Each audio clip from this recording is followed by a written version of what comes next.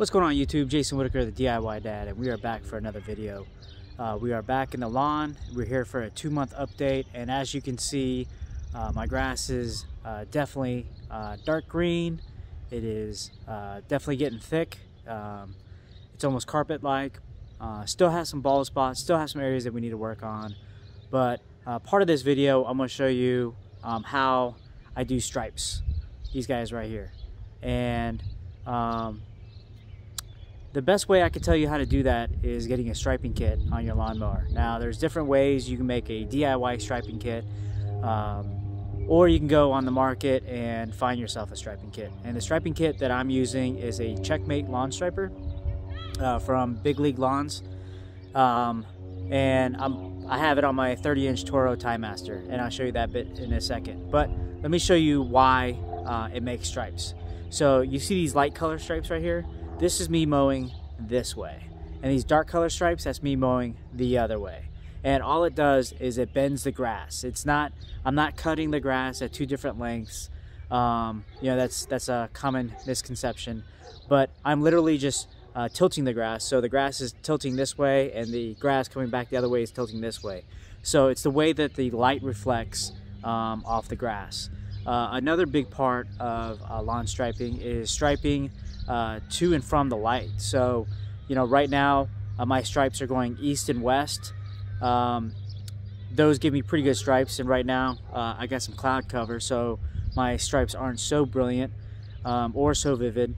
But then other times I will cut this way, and the sun is south coming across, which also gives me really good stripes. So I like to alternate my lawn mowing just to keep the grass, you know, cut at an even length.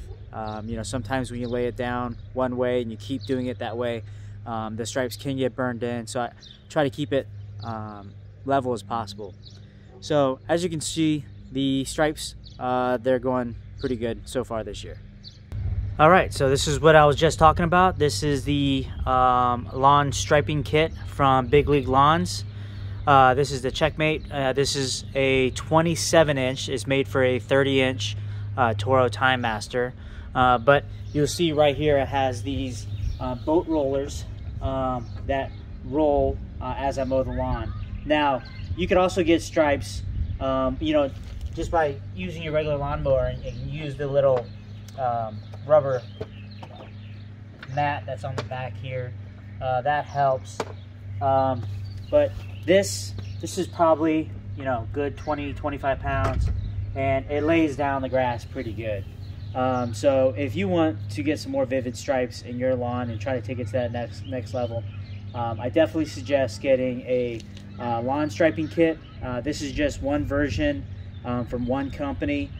You can get ones from Toro itself, or there's lots of videos out there from YouTube that shows you how to make your own. I've made my own before for my 48-inch Husqvarna lawnmower, and it worked out pretty darn good.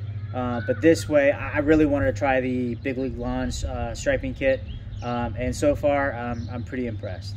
Here's just another view of the stripes. Again, trying to make a lawn striping video, and of course the clouds roll in, and you can't really see the stripes as good as it was probably about an hour ago when the sun was still out.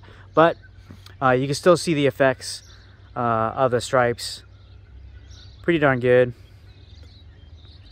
Now let's do a quick look at the lawn for the 2-month lawn update. You can see here, you see grass coming in through some of the aeration holes. So definitely working out the aeration was a plus. You can see how thick this grass is getting. Right now I'm mowing at 2 3/4 of an inch. This is probably going to be my preferred mowing height. You can see along here, I had a lot of bald spots right in the front by the sidewalk of my house, and you can see how that is definitely thickening up. You can see some of the brand new grass coming in. And that Kentucky blue definitely starting to spread. Now, if you're wondering if my grass is definitely spreading, this is the fill area that we took some dirt, and I had you know, a big void here. We backfilled it with some dirt, and you can definitely see the grass starting to come back in this spot. And I'm gonna equate most of this spreading with the chemicals that we're using. So, you know, I'm definitely putting down some humic, some RGS, and we're definitely getting some spread. The Kentucky blue is starting to seed a little, but it's definitely doing a good job. Let me show you the park strips along my lawn. You can see here.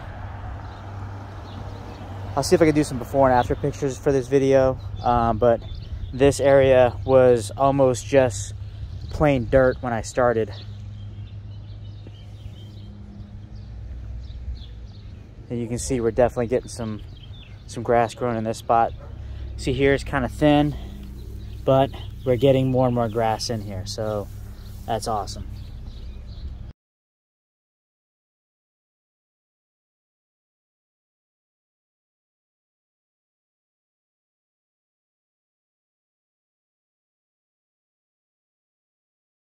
Now, I'm sure that some of you may have been wondering if what I was doing was really going to work. Check out the backyard. And again, I'm going to try to see if I can do some before and afters, but this grass is just definitely thickening up. Dark green. It's growing like bananas. I wish I had time to cut it twice a week, but right now I just have time to cut it once. Another thing that I tried for my beginning of month spray was, oh, sorry. So that's another thing that I'm doing. I'm doing my spray and applications right at the beginning of the month. So that way I never forget when I should be doing it. So one thing that happened this past month was, like many of you, we had snow in April, which, you know, I just planted roses and some other plants, and I got a little bit of damage. So you can see here, got a little bit of damage on the leaves from that freezing, but most of it survived. So one thing that I did when I was spraying the lawn with RGS, humic, and aerate was I sprayed the bottom of the plants, just trying to give them some nutrients. You can see that some of the roses here got burnt out, but we got some new roses coming in, so that's positive. So I think those are going to recover. You can see here on the dogwood, got some damage on the tree. The leaves got a little bit of damage, but just trying to keep these watered. Again, gave these a little bit of love, gave them some humic, aerate. Again, getting some cooler temps, some frost on my new plants. Now, one plant that I'm not sure is going to survive, and you can see how dark green this grass really is this guy. This is one of my dogwoods. This is the white dogwood, and not sure if this one's going to make it. So I believe I have warranty on this tree, but again, I dumped a lot of RGS and humic, just trying to see if I can get this thing to come back, and we'll see if I can get it to come back. Otherwise, I'm gonna have to dig this guy up and then take it back, get a new one. But poor guy suffered. You know, everything out here was covered in ice and snow while the leaves were on. I mean, you can see some of the other roses are starting to bounce back. Knockouts are pretty resilient.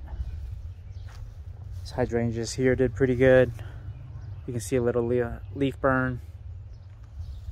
But sprayed all the plants with some of that extra love. See if it comes back. See, these roses got hurt a little bit, but you can start to see some new growth. So that's a good sign.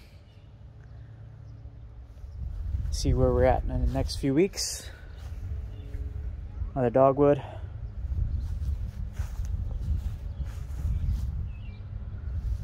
You can see, you know, just bouncing back. So these are the double knockouts. I got these from Costco. They're bouncing back pretty good, but let's see how the rest of the plants hold up. But I mean, there's my yard. I mean, I think the products and my strategy is working pretty darn well out on my lawn.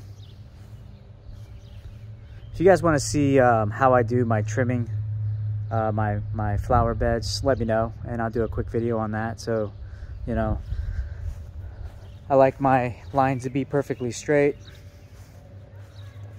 You know, my mulch beds around the play set.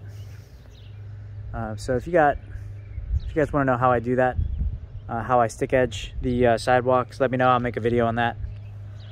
And let's get to the backpack sprayer that I chose. So I told you before, my Chapin I got from Amazon. Tried to charge it, would not charge. The bad battery, something, bad charger. So I sent that back to Amazon, and then I did some research and you know, was looking for my next backpack sprayer. What I found was a 4-gallon Flowzone Cyclone 2.5. This is a battery backpack sprayer, meaning that I do not have to pump it. It has a selector switch on the side here, and right now it's off, and then 1, 2, 3, 4, 5 different pressures. Comes with the heavy duty straps on the back, lots of padding, chest strap, and then also a waist strap. I don't find that this backpack sprayer is all that heavy on your back, but maybe part of the reason is because these straps are so thick and plush. You feel from the top, battery goes here, and it's just a I think a 24 volt lithium. I've used it once for front and backyard, still has a full charge. So I'm sure that battery is going to last a long time. So I ordered this from Pete from GCI Turf, and he also provided this T-jet nozzle. I don't know if you can see that right there, but it gives me roughly about an 8-foot spray when I'm about 18 inches off the ground. So I can cover 1,000 square feet in roughly a minute with this backpack sprayer.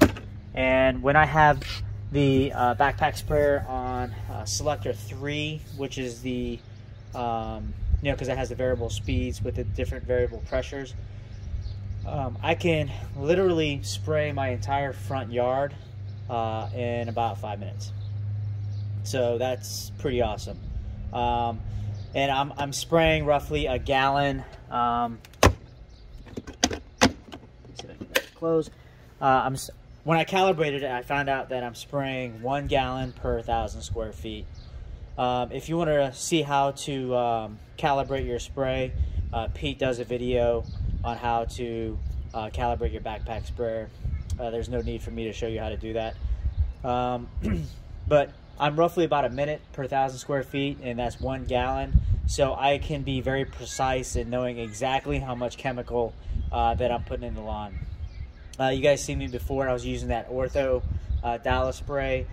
You know, it's not exactly accurate, not 100% all the time with the chemicals and you're spraying on the lawn, but better than nothing. I'm still using that Ortho Dallas spray for the Talstar P for my mosquito ticks and other bugs that I'm trying to keep off my lawn and house.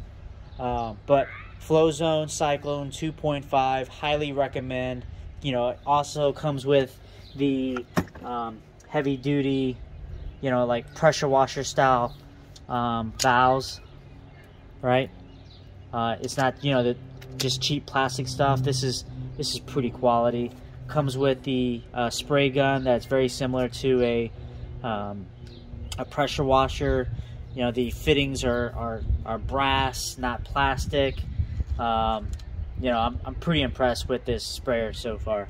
You know, this 300 psi thick hose, I don't know, metal, brass, Super Duty tank.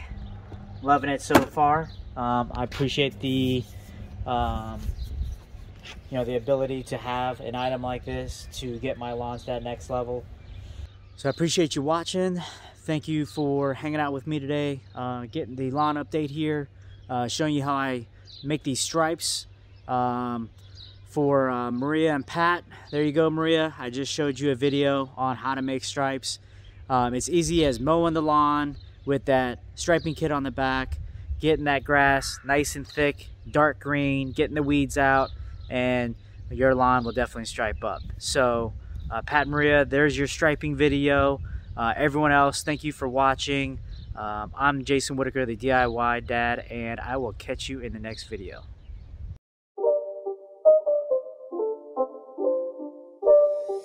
It's not a game, it's a rich thing.